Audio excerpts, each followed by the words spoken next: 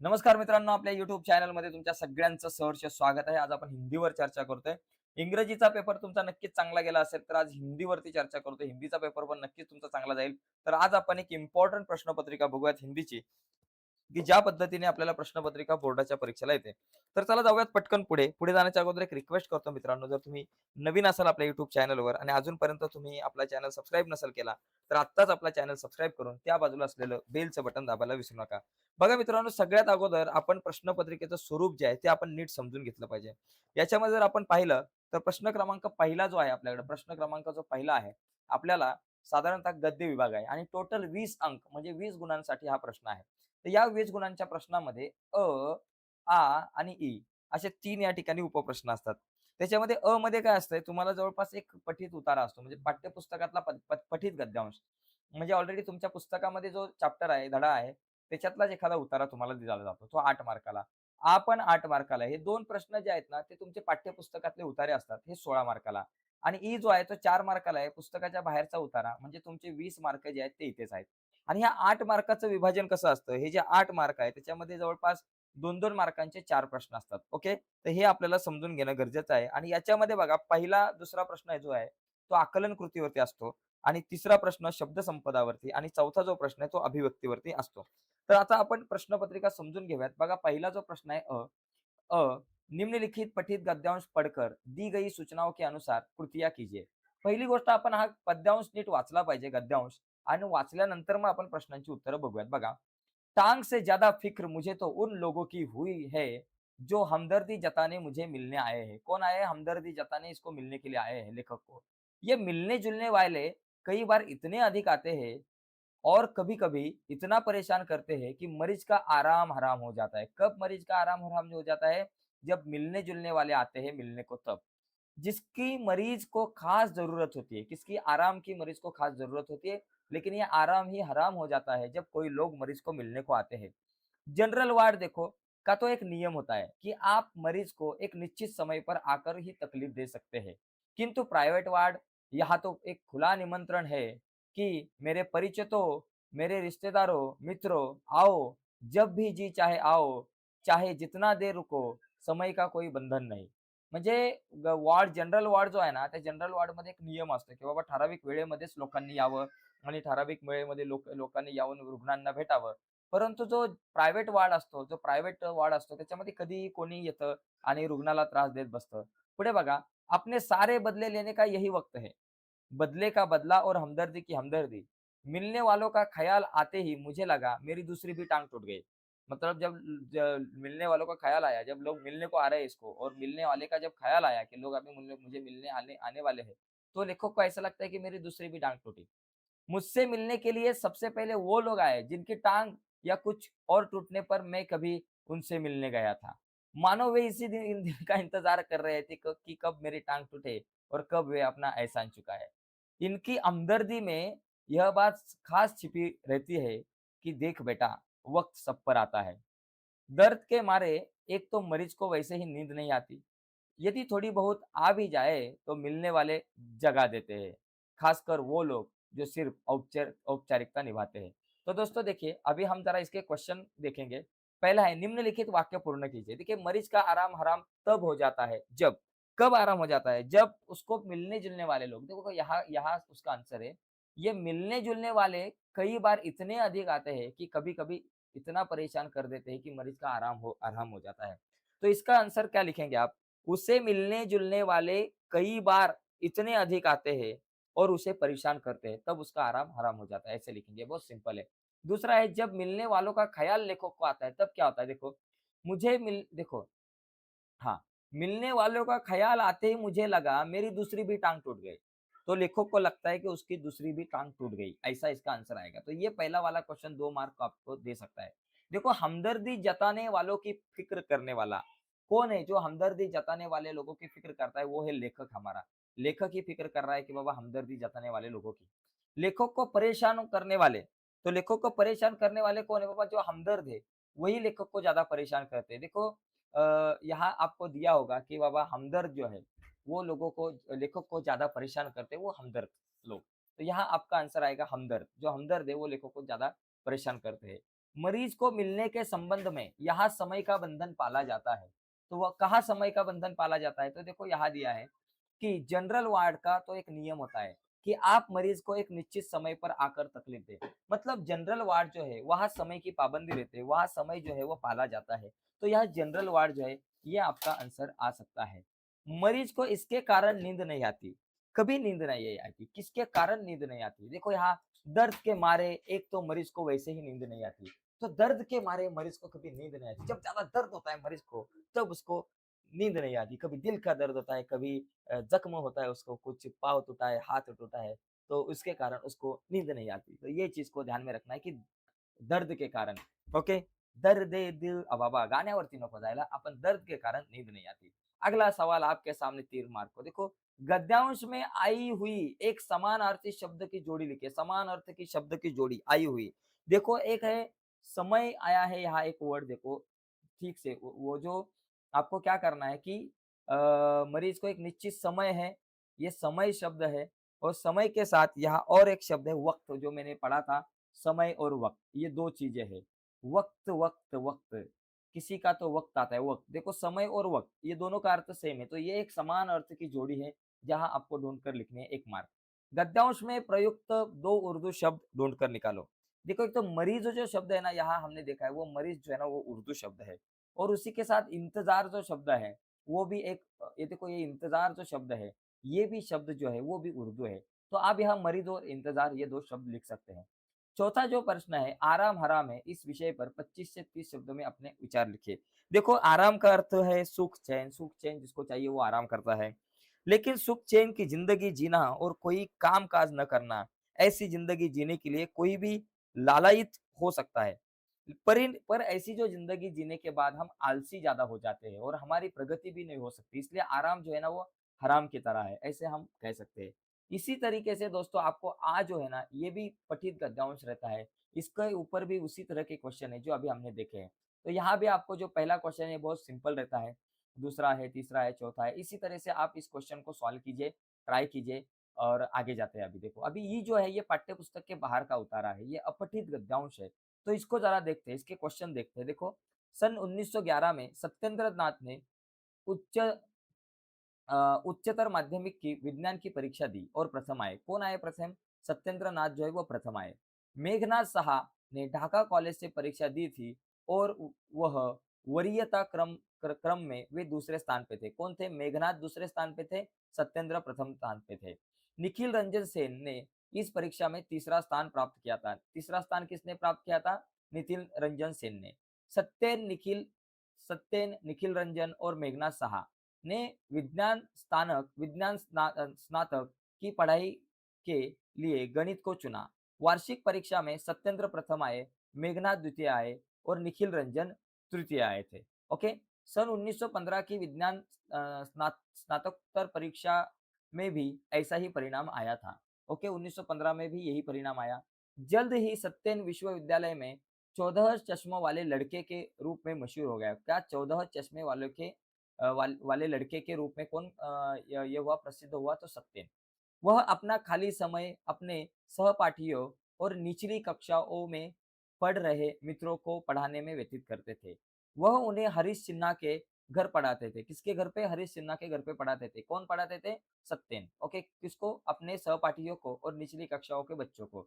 नीरेंद्र नाथ राय और दिलीप कुमार राय को इन कक्षाओं से बहुत लाभ हुआ। किसको? नरेंद्र राय और दिलीप कुमार राय को।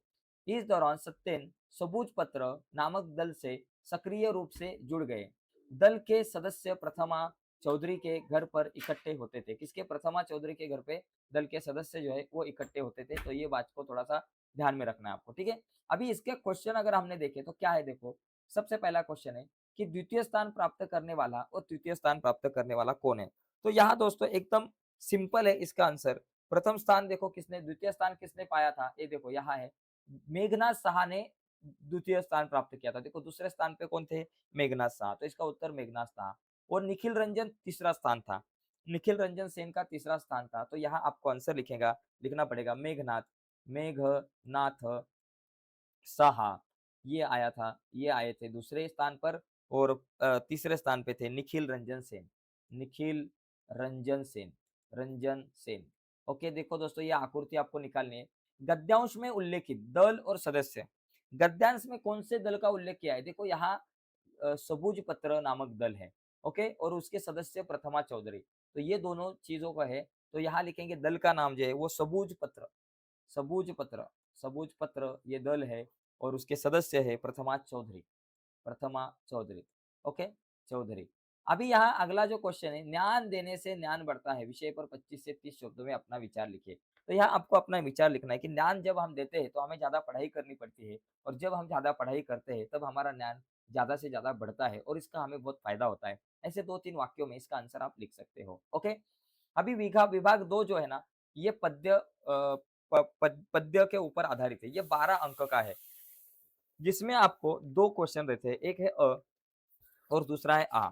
अगर आपने देखा तो में आपको एक आकलन कृति रहती है, जिसमें आपको मतलब जो हमारा जो है, में हमें क्या रहता है इस गद्यांश में, पद्यांश में, कि एक कविता दी रहती है और उस कविता के ऊपर क्वेश्चन रहते हैं, और दूसरा भी जो क्वेश्चन रहता है उसमें भी दूसरी कविता दी जाती है और उसके ऊपर भी कुछ क्वेश्चन रहते हैं। ऐसे देखो, यहाँ अगर हमने ये कविता पढ़ी तो हमें पढ़ने के बाद इसके ऊपर के क्वेश्चन का आंसर हम लिखेंगे। देखो, सबसे पहले ये कविता पढ़ते हैं और उसके बाद इसके क्वेश्चन के आंसर लिखते हैं।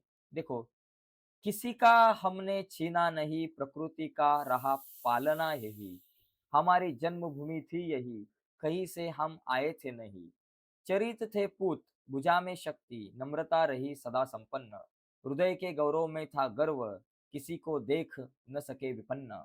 आगे दिया है, हमारे संचय में था दान, अतिथि थे सदा हमारे देव, वचन में सत्य, हृदय में तेज, प्रतिज्ञा में रहती थी टेव। वही है रक्त, वही है देश, वही है साहस, वैसा ज्ञान, वही है शांति, वही है शक्ति, वही हम दिव्य आर्य संतान। जिए तो सदा इसी के लिए, यही अभिमान रहे यह हर्ष, और निछावर कर दे हम सर्वस्व, हमारा प्यारा भारतवर्ष, हमारा प्यारा भारतवर्ष। देखो, उत्तर लिखना है। वचन में क्या है, संचय में क्या है, भुजा में क्या है, प्रतिज्ञा में क्या है। देखो, वचन में क्या है, वचन में है सत्य, तो यहाँ लिखेंगे वचन में सत्य है, सत्य ही शिव है, वचन में सत्य है। और उसके बाद संचय में क्या है, किधर है संचय, संचय ढूंढो। संचय में था दान, तो संचय में लिखेंगे हम दान है। ओके, उसी के साथ दान, संचय में है दान। और उसके बाद भुजा में क्या है, देखो भुजा में क्या है, किधर दिख रहा है क्या, भुजा। देखो देखो देखो देखो, भुजा किधर दिख रहा है क्या, भुजा भुजा भुजा, भुजा में है शक्ति। भुजा में क्या है बाबा, शक्ति है, तो यहाँ लिखेंगे भुजा में शक्ति है। तो बहुत आसान है। प्रतिज्ञा में क्या है, तो यहाँ ढूंढो प्रतिज्ञा कहाँ है, प्रतिज्ञा कहाँ है, प्रतिज्ञा में क्या है, प्रतिज्ञा हम ढूंढेंगे कहाँ है बाबा, प्रतिज्ञा, प्रतिज्ञा में है टेव, प्रतिज्ञा में टेव है, तो यहाँ लिखेंगे टेव। तो दोस्तों, ये 2 मार्क्स है, आपको 100% मिल सकते हैं। गद्यांश से विलोम शब्दों की जोडी ढूंढकर लिखो। देखो, विलोम शब्द म्हणजे त्याला आपण म्हणतो विरुद्धार्थी शब्द, जैसे कि यहाँ देखो संपन्न और विपन्न है। बहुत सारी जगह पे हमने देखा एक संपन्न कहीं तो था और एक विपन्न था। देखो, यहाँ एक विपन्न और संपन्न, ये एक जोड़ी आप लिख सकते हो, संपन्न और विपन्न, संपन्न और विपन्न, विपन्न एकदम इजी है, तो संपन्न और विपन्न जोड़ी लिखिए। निम्नलिखित शब्दों के वचन पहचान कर लिखिए। भारत जो है ये कौन सा वचन है, ये एक वचन है, और भुजाएं अनेक वचन है, यहाँ 1 मार्क मिल सकता है, एक और एक 2 मार्क आपके हाथ में। तीसरा जो सवाल है दोस्तों, यहाँ देखो 2 मार्क्स का है, इसको आपको क्या करना है, उपर्युक्त पद्यांश की अंतिम 4 पंक्तियों का सरल अर्थ आपको लिखना है। अंतिम 4 पंक्तियां जो आपको देखिए दिखने को मिलती है, देखो ये अंतिम 4 पंक्तियां है, 1 2 3 4, इसको आपको क्या करना है, इसका आपको सरल अर्थ लिखना है। देखो क्या दिया है, वही है रक्त, वही है देश, वही साहस है, वैसा ज्ञान, वही है शांति, वही है शक्ति, वही हम दिव्य आर्य संतान। जिए तो सदा इसी के लिए, यही अभिमान रहे यह हर्ष, निछावर कर दे हम सर्वस्व, हमारा भारतवर्ष। देखिए, आज भी हम भारतीयों की धमनियों में हमारे पूर्वजों का रक्त है। यहाँ दिया है कि बाबा वही रक्त है, मतलब पूर्वजों का रक्त हमारे धमनियों में है। आज भी हमारा देश वैसा ही है, कोई बदला नहीं है, वैसा ही हमारा देश है, वैसा ही हमारे देश का ज्ञान है। आज भी भारतीयों में वैसा ही साहस है, साहस भी वैसा ही है आज भारतीयों में, और ज्ञान भी हमारे पास वैसा ही है, वैसा ही ज्ञान हमारे पास है, जो ज्ञान हमें आगे बढ़ाता है। आज भी हम पहले शांति के पुजारी है, देखो वही है शांति, मतलब आज भी हम शांति के पुजारी है। वही है शक्ति, मतलब देशवासियों में वैसी ही शक्ति आज भी है, और हम दिव्य आर्य संतान है। इसका मतलब हम उन्हीं आर्यों की एक दिव्य संतान संतान है। जिए तो सदा इसी के लिए मतलब क्या? जब तक हम जिएँगे, इसी देश के लिए जिएँगे। यही हमारा अभिमान है दोस्तों। इसे इस यही हमारा अभिमान है और हमें इसकी सभ्यता और संस्कृति पर अभिमान है, हम ऐसे लिख सकते हैं। देखो, हमारे देश के लिए जिएँगे और हमारे देश की सभ्यता और संस्कृति का हमें अभिमान है और निछावर कर देंगे हम सर्वस्व। हमारे देश के लिए, हमारे भारतवर्ष के लिए हम हमारा पूरा जीवन समर्पित कर देंगे, पूरा सर्वस्व समर्पित कर देंगे, न्योछावर कर देंगे, ऐसे आपको इसका आंसर लिखना है। और अभी आ जो है उसी तरीके से एक कविता है, इस कविता को आपको पढ़ना है और कविता वाचायची आणि त्या कवितेवरून दिलेल्या प्रश्नांची उत्तरं तुम्हाला इथे लिहायची आहे. ओके. त्यानंतर पुढचा भाग आहे पूरक पठण, जो 8 मार्कांसाठी आपल्याला असतो. त्याच्यामध्ये बघा, पहिली गोष्ट याच्यामध्ये तिसरा प्रश्न आहे, तिसऱ्यातला अ आहे आणि त्याचबरोबर तिसऱ्यातला आ आहे. एक कवितेचा पूरक पठण असतो आणि एक पूरक पठण जो आहे तो तुमचा धडा जो असतो तुम्हाला, जो पाठ तुम्हाला दिलेला असतो त्याचा असतो. तर आता या ठिकाणी आपण समजून घेऊयात. हा पाठ सुरुवातीला वाचू आणि नंतर त्या पाठावरचे जे काही प्रश्न आहेत त्यांची उत्तर आपण लिहिण्याचा प्रयत्न करू. देखो, इस वर्ष बड़ी भीषण गर्मी पड़ रही थी। दिन तो अंगारे से तप ही रहे थे। रातों में भी लू और उमस से चैन नहीं मिलता था। सोचा इस लीज लीजिए और घुटन भरे मौसम से राहत पाने के लिए कुछ दिन पहाड़ों पर बिता बिता आए। अगले सप्ताह ही पर्वतीय स्थल की यात्रा पर निकल पड़े। 2-3 दिनों में ही मन में सुकून सा महसूस होने लगा था। वहाँ का प्राकृतिक सौंदर्य, हरे भरे पहाड़ गर्व से सीना ताने खड़े थे। वहाँ का प्राकृतिक सौंदर्य, हरे भरे पहाड़ गर्व से सीना ताने खड़े थे। दीर्घता सिद्ध करते वृक्ष, पहाड़ों की नीरवता में हल्का सा शोर कर अपना अस्तित्व सिद्ध करते झरने, मन बदलाव के लिए पर्याप्त थे। ओके, मन बदलाव के लिए ये सभी चीजें पर्याप्त थी। उस दिन शाम के वक्त झील किनारे टहल रहे थे। एक भुट्टे वाला आया और बोला, साहब भुट्टा लेंगे? गरम गरम भून कर मसाला लगा कर दूंगा। सहज ही पूछ लिया, कितने का है? 5 रुपए का। क्या? 5 रुपए में एक भुट्टा? हमारे शहर में तो 2 रुपए में एक मिलता है। तुम 3 ले लो। अभी देखो, लेखक के मन को सुकून देने वाले प्राकृतिक घटक। देखो, जो प्राकृतिक घटक थे उनको लिखना है। देखो, क्या-क्या प्राकृतिक घटक थे? एक तो देखो प्राकृतिक का सौंदर्य था, वहाँ की प्रकृति का सौंदर्य, हरे-भरे पहाड़, गर्व से सीना ताने खड़े थे, खड़े थे, गर्व से सीना ताने खड़े थे, मतलब हरे-भरे पहाड़ लिख सकते हैं आप। उसके बाद दीर्घ वृक्ष जो है वो लिख सकते हो, पहाड़ों की नीरवता लिख सकते हो और उसके साथ हल्का-सा शोर करने वाले झरने जो है, तो ये 4 चीज़ों को आप यहाँ लिख सकते हो, ठीक है? एकदम सिंपल है। दूसरा क्वेश्चन है, प्रकृति मन को प्रसन्न करती है, यह विषय पर अपने विचार लिखिए। तो यहाँ आपको विचार लिखने हैं, प्रकृति जो है मन को कैसे हमें प्रसन्न करती है। जब हम प्रकृति के सानिध्य में जाते हैं तो हमें बहुत आराम मिलता है। प्रकृति में जो पेड़ रहते हैं, पौधे रहते हैं, झरने रहते हैं, जो निसर्ग रहता है, मतलब जो प्रकृति की जो ऐसी जो कुछ चीजें हैं, तो इस चीजों से हमें बहुत ही मन को आराम मिलता है। तर अशा पद्धतीने तुम्ही 25 ते 30 शब्दात याचं उत्तर लिहू शकताय. पुढे बघा, निम्नलिखित पठित पद्यांश पढ़कर दी गई सूचनाओं के अनुसार कृतियां कीजिए. आता ही कविता वाचायची आणि तुम्हाला यावरच्या प्रश्नांची उत्तर लिहायची. बघा काय आहे, काटो के बीच खिलखिलाता फूल देता प्रेरणा, म्हणजे काट्यांच्या मध्ये जे फूल वाढतं ते आपल्याला प्रेरणा देतं. भीतरी कुंठा आंखों के द्वार से आई बहार, खारे जल से धुल गए विषाद मन पावन. आणि पुढे बघा, या एवढंच आहे. याच्यामध्ये बघा, खिलखिलता फूल तुम्हाला काय देतो? खिलखिलता फूल काय देतो तुम्हाला? प्रेरणा देतो. खिलखिलता फूल हमें प्रेरणा देता है.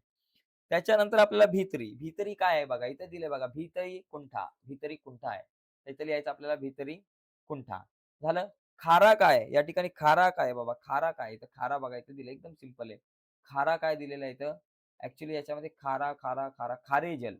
बघा, खारा जल आहे. त्याच्यामुळे इथं खारा जल तुम्ही या ठिकाणी लिहू शकताय. आणि त्याच्यानंतर पावन काय? पावन तर मन है, पावन तो मन रहता है. अभी देखो आगे, कांटे के बीच खिलने वाले फूल प्रेरणा देता है, इस विषय पर 25 से 30 शब्दों में अपने विचार व्यक्त कीजिए. देखो, अगर आपने देखा तो कांटों के बीच खिलने वाले फूल अपने चारों ओर से कांटों से घिरे होते हैं, पूरी तरह से कांटों से वो घिरे होते हैं, फिर भी उन्हें इसकी कोई चिंता नहीं होती. वे उसी तरह अपनी डाल पर मस्ती से झूलते हैं, हँसते हैं, खिलते हैं, अपनी छटा बिखारते रहते हैं। वे काँटों की परवाह नहीं करते कि बाबा मेरे आस-पास काँटे हैं, मैं कैसे खिलूँ, मैं कैसे हँसूँ? लेकिन वो हँसते हैं, वो खिलते हैं। काँटों के बीच खिलने वाले फूल का यह साहस एक प्रेरणादायी होता है और वह लोगों को प्रेरणा देता है कि उन्हें परेशानियों से घबरना नहीं है। उन्हें के आस-पास काँटों की तरह परेशानी होगी लेकिन हमें खिलते रहना है। ओके? तो ये चीज़ है। अभी अगला जो 4 नंबर का क्वेश्चन है वो 14 अंक के लिए है और इम्पोर्टंट आहे. कारण हा प्रश्न जो आहे तो भाषा अध्ययन आणि व्याकरण आहे. आणि या प्रश्नात तुम्हाला आउट ऑफ मार्क मिळू शकतात. त्याच्यामुळे व्याकरणाकडे जरा आपल्याला नीट लक्ष द्यावं लागणार आहे. बघा, इथे बघा पहिला प्रश्न आहे. निम्नलिखित वाक्य में अधोरेखित शब्द का शब्दभेद पहचान को लिखो. दोस्तों यहाँ शब्दभेद पहचान कर लिखना है. तो यहाँ क्या है बाबा, तुम जो है तुम क्या है? नाम है, सर्वनाम है, तुम तो एक नाम है। तुम तो एक नाम हो, इसको हम क्या कहेंगे? सर्वनाम। ये खाली नाम नहीं, ये सर्वनाम है। तुम क्या है? सर्वनाम। आपको क्या शब्द भेद पहचानने के लिए कहा था? विशेषण है, नाम है, सर्वनाम है, क्रिया विशेष है, क्या है? तो यहाँ सर्वनाम है। तुम क्या है? सर्वनाम है। ओके? अभी निम्नलिखित वाक्यों में से किसी एक अव्यय का अर्थपूर्ण वाक्यों में प्रयोग कीजिए धीरे-धीरे। बराबर? धीरे-धीरे मतलब गाड़ी धीरे-धीरे चलने लगी या फिर रमेश धीरे-धीरे चल रहा था या फिर लेकिन का आप वाक्य में उपयोग कर सकते हो। जैसे कि वह बाहर बाहर जाने वाला था लेकिन नहीं गया, ऐसा। एकदम सिंपल है। यहाँ 1 मार्क मिल सकते हैं। एकदम सिंपल है दोस्तों। देखो कृति, देखो महात्मा, महात्मा मतलब महा प्लस आत्मा मतलब महात्मा। तो ये शब्द है महात्मा। तो अभी संधि भेद क्या है? ये कौन-सी संधि है? तो इसे हम स्वर संधि कहते हैं। स्वर संधि, ओके? स्वर संधि क्योंकि महाआत्मा आया है, तो जो है स्वर है, इसलिए ये क्या हो गया? स्वर संधि हो गई।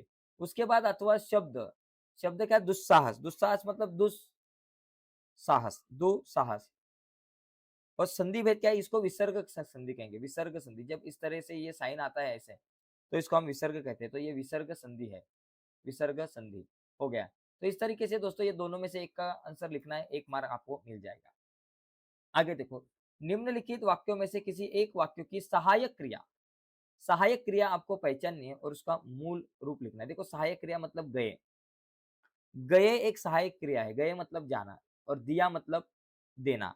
ऐसे आप लिख सकते हो। तो ये सहायक क्रिया जो है आप लिख सकते हो गए मतलब जाना या फिर आप लिख सकते हो दिया मतलब देना। ओके? ये 5वां क्वेश्चन क्या है? निम्नलिखित में से किसी एक क्रिया का प्रथम तथा द्वितीयक प्रयत्नार्थक रूप लिखिए। देखो चलना, चलाना, चलवाना, चलवाना एकदम सिंपल है। मिलना, मिलाना, मिलवाना ऐसे ही लिखना है। 1 मार्क तो आराम से आपको मिल जाएगा।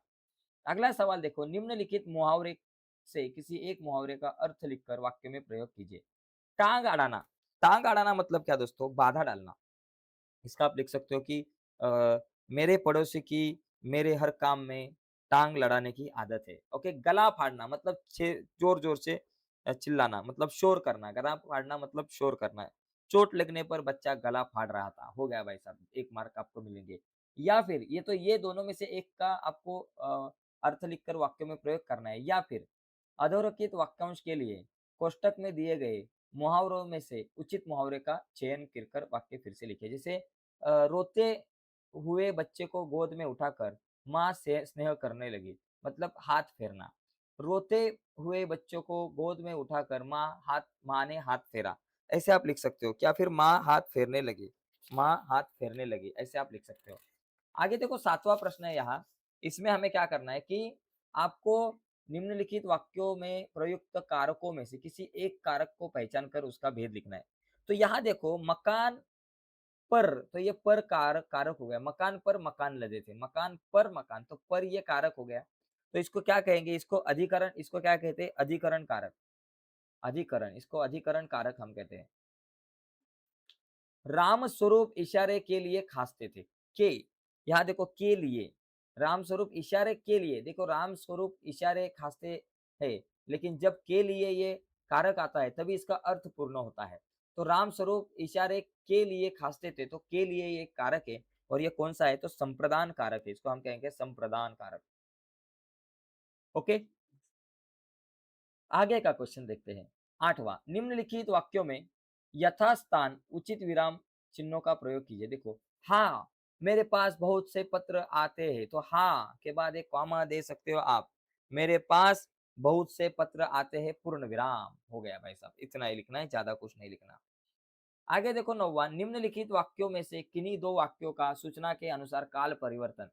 मानू को ससुराल पहुंचाने में ही जाता हूँ, मानू को ससुराल पहुंचाने में ही जाता हूँ, सामान्य भविष्य काल। तो मैं ही जाता हूँ का क्या करने का, मैं ही जाऊंगा, मैं ही जाऊंगा। मानू को ससुराल पहुंचाने में ही जाऊंगा, मैं ही जाऊंगा, ऐसे आप लिख सकते हो, मैं ही जाऊंगा, कहानी खत्म। इतना ही करना है आपको, मैं ही जाऊंगा, जाता हूँ निकालने का और यहाँ लिखूंगा, लिखना है मैं ही जाऊंगा। दोनों ही देर तक फूट फूट कर रो रहे। देखो रो रहे, रोते रहे, अपूर्ण भूतकाळ आहे, मतलब चालू भूतकाळ त्याला आपण म्हणतो. तो लिहिताना आपण कसा, दोनों ही देर देर तक फूट फूट कर रो रहे थे, रोते हैं, इसका मतलब रो रहे थे, ऐसे हम लिख सकते हैं, रो रहे थे। तीसरा, वे पुस्तक शांति से पढ़ते हैं, मतलब पूर्ण वर्तमान काल। वे पुस्तक शांति से पढ़ते हैं, इसका पूर्ण वर्तमान क्या, वे उन्होंने पुस्तक शांति से पढ़ी पढ़ी है, उन्होंने पुस्तक शांति से पढ़ी है। तो ऐसे हम इसको लिख सकते हैं। और 10वां जो है क्वेश्चन, ये 10वां क्वेश्चन है, टोटल 11 क्वेश्चन रहते हैं, कि निम्नलिखित वाक्यों का रचना के आधार पर भेद लिखिए। देखो मोटे तौर पर दो वर्ग के लिए जा सकते हैं, ओके। तो यहाँ इसका आपको अगर लिखना है तो इसको हम सरल वाक्य कहते हैं, कि मोटे तौर पर आया है, दो वर्ग किए जा सकते हैं, तो ये आपका हो गया है सरल वाक्य, इसको हम कहेंगे सरल वाक्य। अगला देखो, निम्नलिखित वाक्यों में से किसी एक वाक्यों का अर्थ के आधार पर दी गई सूचना के अनुसार परिवर्तन कीजिए। निषेधार्थक वाक्य, परिचय के बिना किसी को दाखिल करना चाहिए, किसी को दाखिल करना चाहिए। तो यहाँ निषेधार्थक मतलब म्हणजे त्याला आपण म्हणतो ना नकारार्थक वाक्य आपल्याला म्हणायचं आहे, तर तसं आहे की परिचय के बिना किसी को दाखिल नहीं करना चाहिए, किसी को दाखिल यहाँ लिखेंगे नहीं करना चाहिए, तो ये निषेधार्थक वाक्य हो गया। थोड़ी बातें हुई, प्रश्नार्थक वाक्य कीजिए। तो यहाँ क्या हो सकता है, क्या थोड़ी बातें हुई, क्या थोड़ी बातें हुई, और उसके बाद एक प्रश्न चिन्ह हो गया, क्या थोड़ी बातें हुई, ऐसा आ सकता है, ओके। और यहाँ आखिर का एक सवाल रहता है 11 नंबर का क्वेश्चन, निम्नलिखित वाक्यों में से ही में से किन्हीं दो वाक्यों को शुद्ध करके लिखिए। देखो घर में तख्त के रखने रखे जाने का आवाज आता है, तो यहाँ क्या हो सकता है कि रखे जाने की आवाज आती है, की आवाज आती है ऐसा होना चाहिए, की आवाज आती है ऐसा होना चाहिए, ओके। देखो करामत अली के आंखों में आंसू उतर आई, देखो करामत अली के आंखों में आंसू उतर आई, तो यहाँ करामत अली के नहीं, करामत अली की आंखों में आंसू उतर आई नहीं आएगा, आंसू उतर आए आएगा, ऐसा ही आ सकता है। ठीक उसी समय पर रूपा की आंखें खुली, तो ये जो ठीक है, तो ये तो ठीक नहीं रहता, ठीक रहता है। उसी समय पर आंखें खुली जो है, खुला नहीं रहता, हम खुली रहते हैं, खुली लिखते हैं। तो ऐसे आपको ये क्वेश्चन का आंसर लिखना है, ठीक है। अभी आगे सबसे इंपॉर्टेंट जो है विभाग, रचना विभाग, उसको हम उपयोजित लेखन कहेंगे, जो 26 अंक रहता है, 26 मार्कांचा प्रश्न आहे। तर आता याच्यावरती आपण नंतर डिटेलमध्ये चर्चा करणार आहोत। तुम्हाला पत्र लेखनामध्ये बघा 1 आणि 2 पत्र लेखन असतात। 5व्यातला अ जो आहे त्या 2 पत्र लेखनांपैकी तुम्हाला 1 पत्र लिहायचं असतं, 5 मार्काला तुम्हाला प्रश्न येऊ शकतो। आपण लेखन विभागावरती नंतर डिटेलमध्ये चर्चा करणार आहोत। त्याच्यानंतर गद्य आकलन प्रश्न निर्मिती, हा उतारा नीट वाचायचा आहे आणि यावरच्या प्रश्न, यावरून तुम्हाला काही प्रश्न तयार करायचे आहेत, हे मार्क हातातले आहेत, तिथं तुम्हाला आरामात मार्क मिळू शकतात, ओके.